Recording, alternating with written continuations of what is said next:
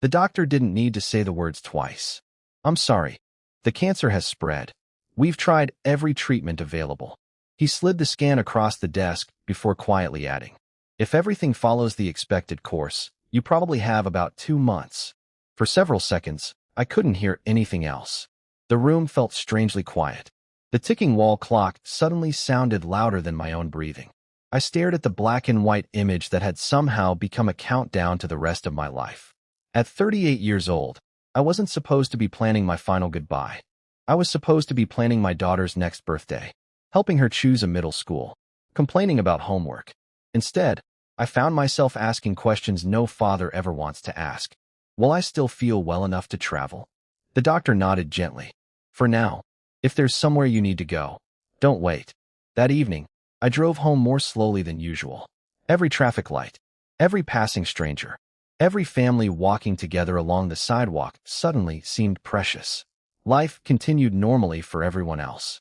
Mine had quietly changed forever. My name is Daniel Harper. 8 years earlier, my wife, Rebecca, had died after a sudden heart condition no one saw coming. Since then, it had been just me and our 11-year-old daughter, Emma. She was the reason I got out of bed every morning. The reason I smiled when I wanted to cry. The reason I never allowed myself to give up. When I walked through the front door, Emma ran toward me carrying a school project. Dad, I got an A. I forced the biggest smile I could. I knew you would. She hugged me tightly. Can we celebrate with pizza tonight? Absolutely.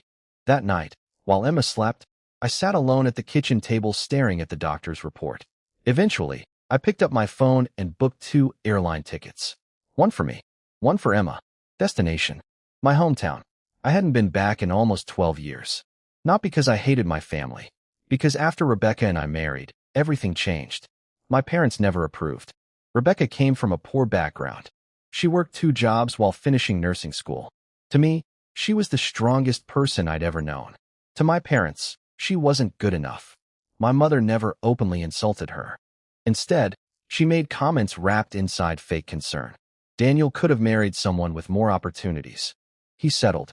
When Rebecca became pregnant with Emma, things only became worse.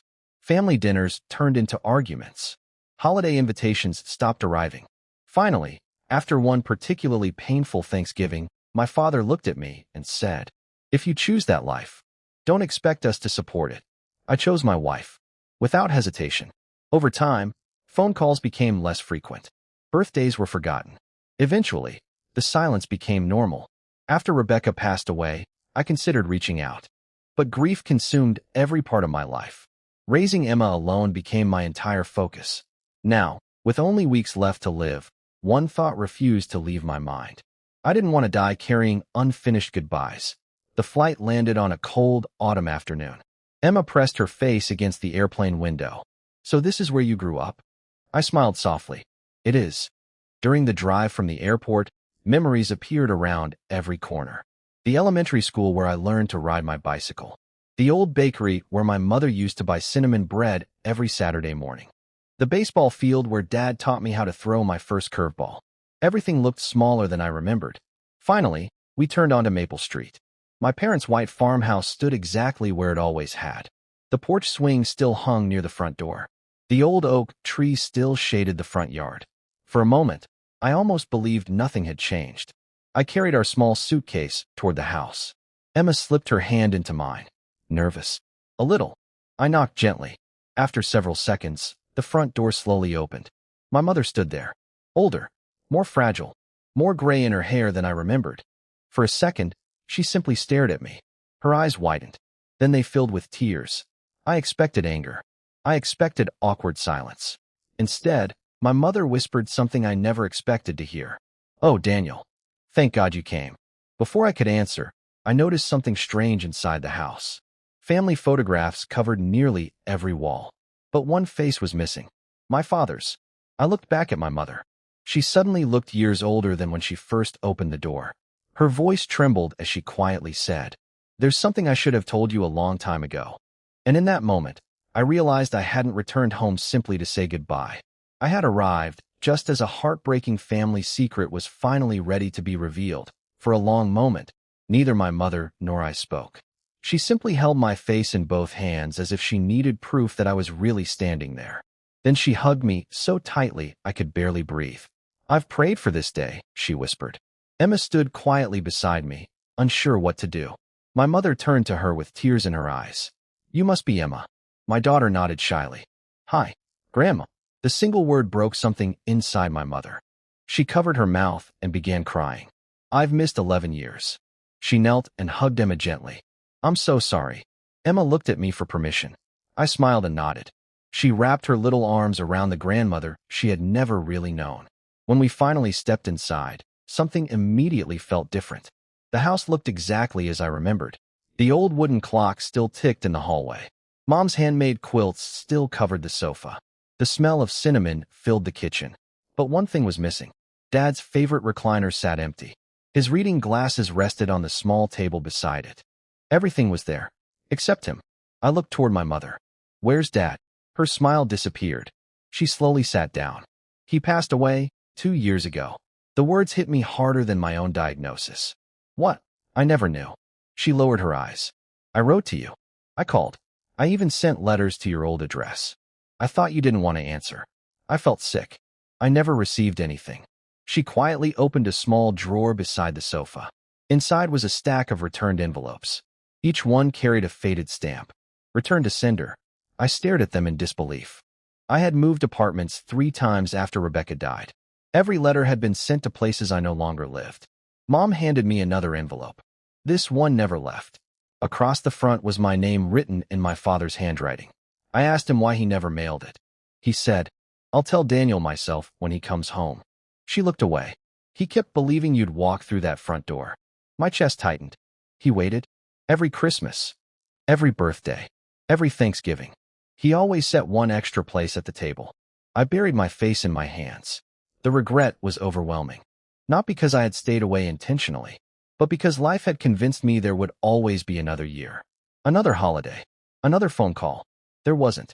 That evening, Mom brought out an old wooden box. Inside were dozens of photographs. Pictures of me as a little boy. My baseball trophies. My high school graduation. Then she showed Emma a collection of things I had never seen. Handmade birthday cards. Small knitted sweaters. Christmas ornaments with Emma's name painted on them. My mother smiled sadly. "I made one every year." I didn't know if she'd ever receive them. Emma carefully held one of the tiny ornaments. "You made these for me?" Mom nodded. "I hoped one day we'd meet." Emma quietly hugged her. Later that night, after Emma fell asleep, Mom handed me my father's unopened letter. My hands trembled as I unfolded it. "Son, if you're reading this, it means I waited too long. I spent years believing that admitting I was wrong would make me weak. Instead, my pride only made me lonely. Rebecca was a wonderful woman. I saw that far too late. She loved you completely. She gave us a beautiful granddaughter. I wish I had thanked her. Most of all, I hope you know I never stopped loving you. Love doesn't disappear just because foolish words are spoken. If you ever come home, don't waste another day carrying anger. Life is shorter than any of us believe." By the time I reached the last line, I couldn't see through my tears. The next morning, I asked Mom to take me to the cemetery. Emma carried a small bouquet of white lilies. We stopped in front of Dad's grave. For several minutes, I simply stood there. "I should have come sooner," I whispered. The wind gently moved through the trees. I thought there would always be more time. Emma slipped her hand into mine. "I think Grandpa knows you came." I smiled through my tears. "I hope so." Over the next several weeks, we stayed with Mom. We cooked together, shared old family stories, looked through photo albums. Emma filled the quiet house with laughter it hadn't heard in years. For the first time since Rebecca died, I felt something I thought I'd lost forever. Peace. Then something unexpected happened. At my next oncology appointment, new scans showed that the treatment had worked better than anyone had anticipated. The tumors had shrunk significantly. The doctor smiled carefully.